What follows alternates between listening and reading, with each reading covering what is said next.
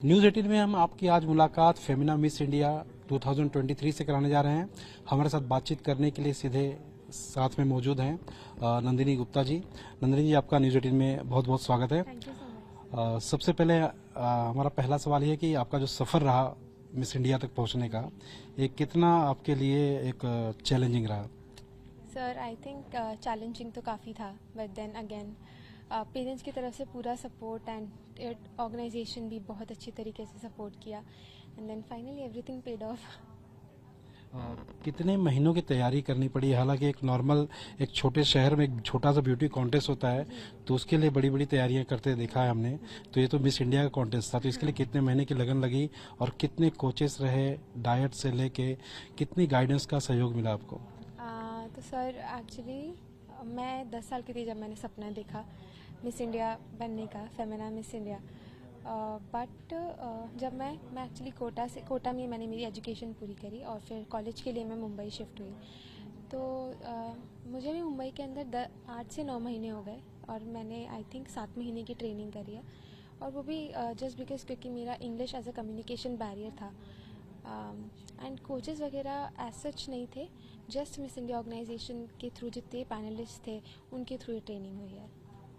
तो जिस दौरान आपने सोचा कि इस और कदम बढ़ाना चाहिए मिस इंडिया के लिए, तो अंदर कुछ सवाल उठ रहे थे कि जाऊंगी, सक्सेस होंगी कि नहीं, बड़ा बड़ी कामयाबी मिलेगी नहीं, ऐसे कुछ सवाल उठ रहे थे? सर बहुत सारे क्वेश्चंस आते हैं क्योंकि हर दिन आपका अच्छा नहीं होता और हर दिन बुरा भी नहीं होता।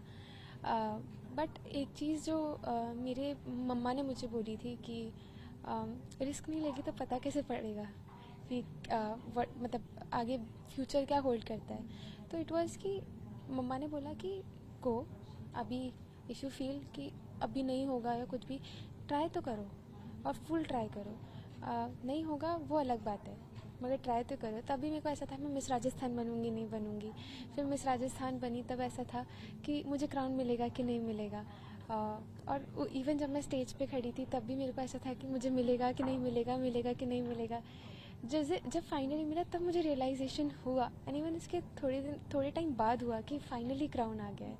फाइनली अब मिस वर्ल्ड ज़्यादा दूर नहीं है।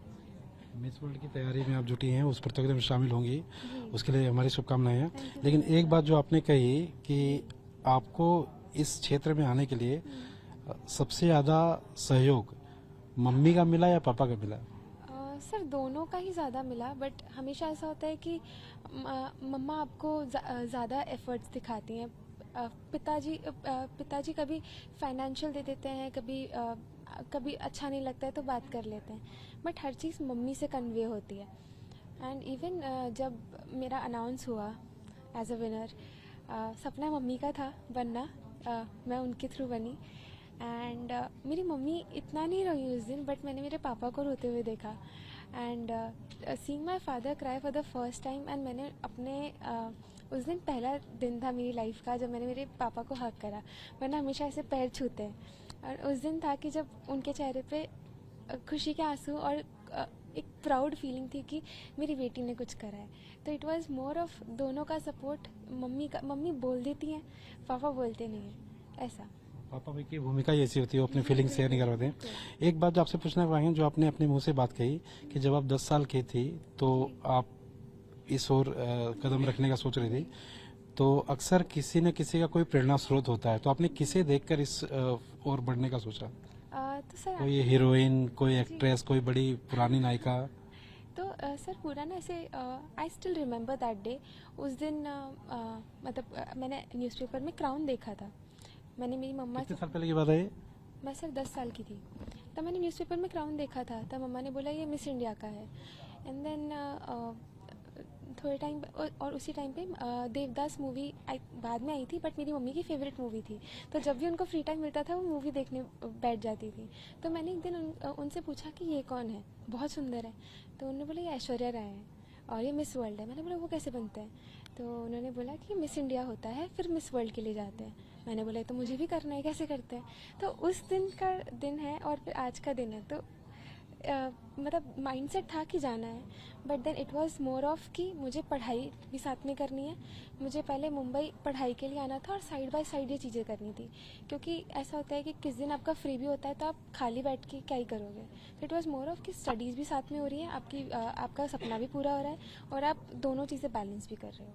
अच्छा, एक नंदिनी, एक सवाल था कि पर्सनालिटी डेवलपमेंट की बात हो, स्किल डेवलपमेंट की बात हो, लेकिन जो एन मौके पर क्राउन पहनाने से पहले जो पैनलिस्ट सवाल करते हैं आप लोगों से, उन सवालों से गुजरना एक काफ़ी बेहद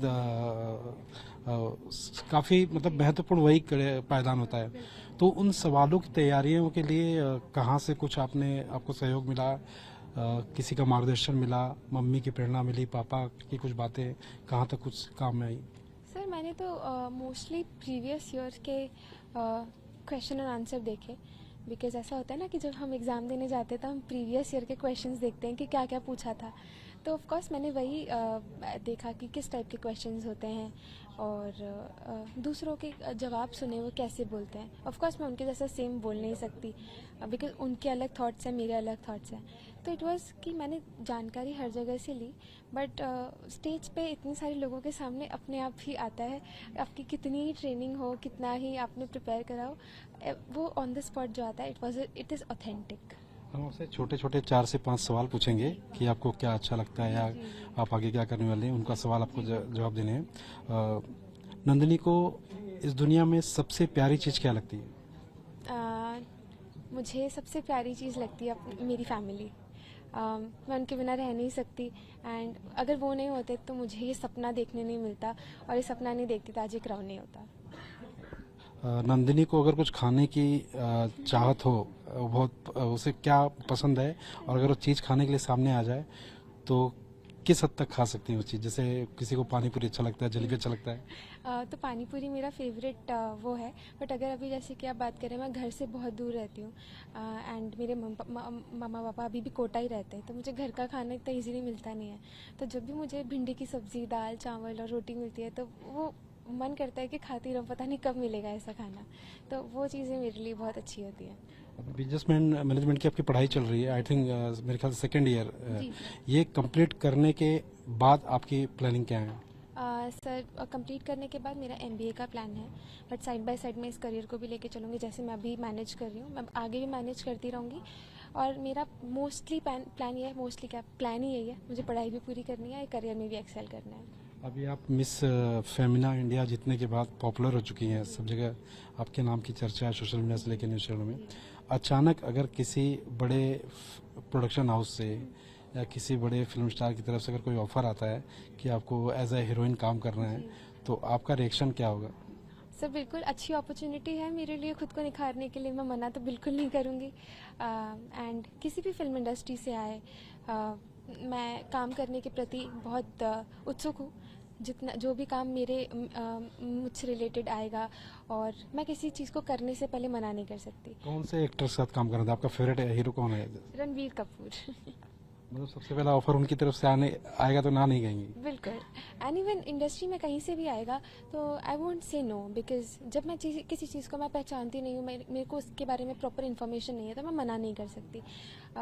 तो जैसे जैसे मेरे को अपॉर्चुनिटीज़ मिलेंगी मैं खुद को निखारती रहूँगी। राजस्थान कोटा की कुछ अगर अहम बातों की बात करें तो क्या कुछ बातें बताना चाहेंगी? क्या कुछ खास बात है राजस्थान कोटा में? सर बहुत सारी चीज़ें हैं। कोटा स्टोन जो कि देश विदेश ट्रांसपोर्ट होता है। आप बात करेंगे कोटा कचौरी की, अगर आपने कभी नाम सुना हो तो बहुत फेमस है वहाँ की कचौरियाँ। एंड कोटा डोरिया जो फैब्रिक है, एंड उससे रिलेटेड ही मेरा ब्यूटी विद द पर्पस है। अगर कहीं पूरे वर्ल्ड में घूमना हो तो सबसे पहले कौन से शहर में जाना चाहेंगी? अगर वर्ल्ड में या हिंदुस्तान में? पूरे वर्ल्ड में किसी एक शहर में जो आपको मनपसंदीदा हो, अगर अपॉर्चुनिटी मिले कि आपको घूमने का अपॉर्चुनिटी मिल रही तो? सर बिल्कुल मैं पेरिस जाऊंगी। मैं पेरिस को मैंने बहुत सुना है उनके हेरिटेज के बारे में, एंड आईफिल टावर वगैरह भी मुझे बहुत देखने का मन है। हमेशा फोटोज़ में देखा है, बट आई होप मैं कभी काम के उससे जाऊँ तो मैं बिल्कुल देख के आऊँ।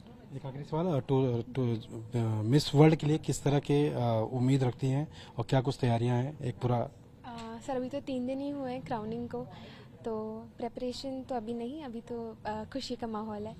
बट अभी मेरी जो अभी पास्ट विनर जो है सिनी शेट्टी, वो जाएंगी मिस वर्ल्ड के अंदर इंडिया को रिप्रेजेंट करने के लिए, एंड अगले साल मैं जाऊंगी। तो आई होप मैं उनके फुटप्रिंट्स को फॉलो करूं और आगे बढ़ती जाऊं, because she is now the inspiration जो मैं जिससे क्लोज रह के मैं सब कुछ सीख सकती हूँ। राजस्थान कोटा के उन तमाम जो युवा लड़कियां हैं उनको कुछ कहना चाहती हैं आप, क्योंकि आप वहां से बिलोंग रखती हैं। आप इस समय काफी चर्चा में है कि राजस्थान कोटा की रहने वाली नंदिनी गुप्ता फेमिना मिस इंडिया बनी है। सर सिर्फ मैं छोटी लड़कियों को ही नहीं, बट जो भी औरतें हैं जो चार दीवारी के अंदर उनका सपना मेरे थ्रू साकार होते हुए देखती हैं, तो आई थिंक दैट मैं उनको सिर्फ यही बोलूँगी कि आई होप मैंने आप सबको प्राउड करा है एंड फील करवाया है कि आप खुद को मेरे थ्रू देख सकते हैं। एंड जितनी भी अपॉर्चुनिटीज़ आपके लाइफ में आए, बहुत फेलियर्स होंगे, बहुत रिजेक्शंस होंगे, बट अल्टीमेटली आप उसको कैसे उसे निखर के आते हैं, वो ही आपकी पहचान बनती है। ये थी नंदिनी गुप्ता जी जो सीधे हमसे बातचीत कर रही थी। कैमरा संतोष इसले के साथ सर्वेश तिवारी, न्यूज़ 18 मुंबई।